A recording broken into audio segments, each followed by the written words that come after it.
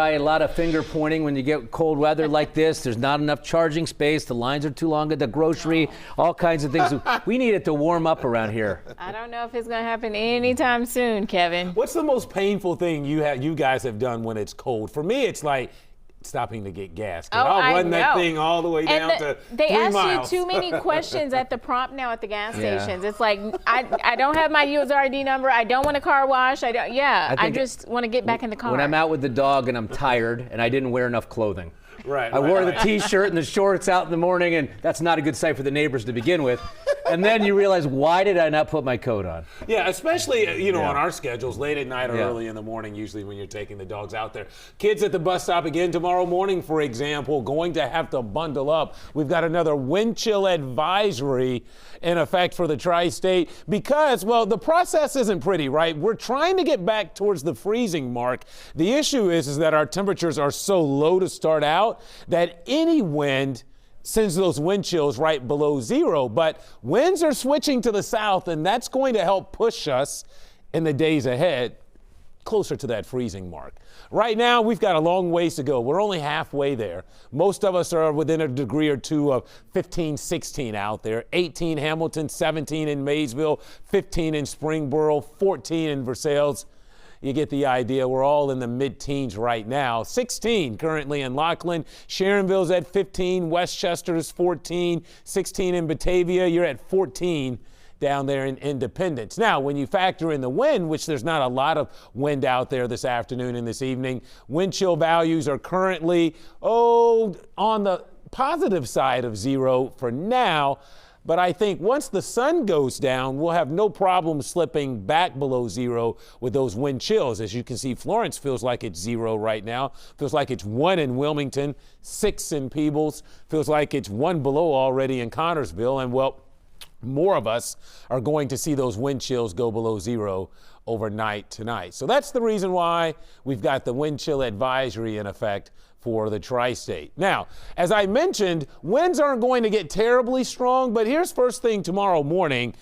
With temperatures in the single digits, 8, 9 degrees, in a wind speed anywhere between 10 and 15, that's why you'll get those wind chills down. In fact, tomorrow we will climb close to 30, but you won't realize it because it's going to be a windy day.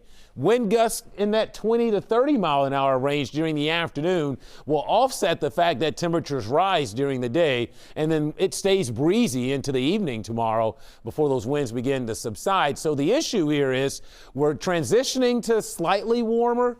It's just getting there is going to be a little bit of a stretch. It's 16 outside right now. There's that west wind at 12. Here's your 12-hour forecast.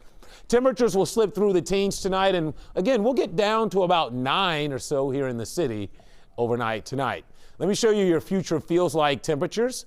Notice as we go after sunset, temperatures dip below zero in terms of how it feels, your feels like out there.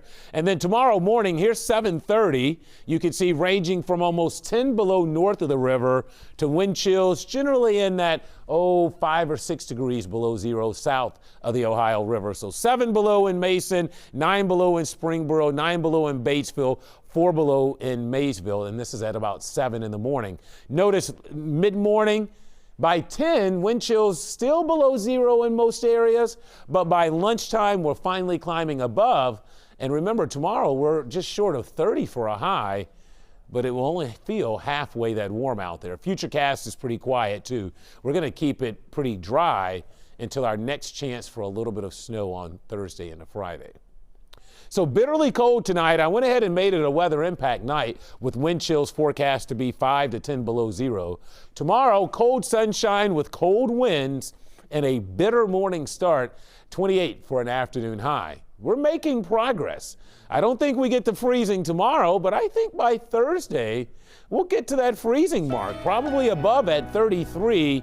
And then I'm going to leave Friday for now as a weather impact day because we do have the chance for at least some accumulating snow. But I think this is another one of those scenarios where I don't think we're talking a big accumulation. And overall, I don't think this is a big snow event for us here in the metro area. So that will be something to keep an eye on, but just kind of give you an early heads up on that later in the week. The good news, Mike and Ashley, is that after this weekend, We are back into the 40s next week as we should start a warm stretch to the end of the month of January. All right, Kevin, thanks so much. We'll still ahead at 5:30. Major legal headache.